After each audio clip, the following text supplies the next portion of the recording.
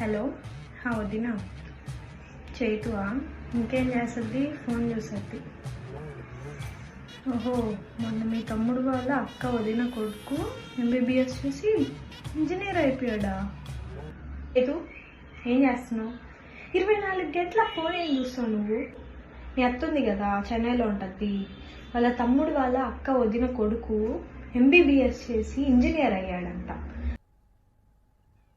నువ్వున్నావు దేనికి? 24 గంటల ఫోన్ చూడడం తప్ప ఏం చేస్తున్నావు? చదువు ఉండు, మీ డాడీకి ఫోన్ చేస్తున్నావు. ఎంత పడిందా కొత్త చీర? 5,000. హెల్ప్ ఏం చేయక్కర్లేదు, పోయి చదువుకోకు. కొడితే పూలు రాలిపోతాయి.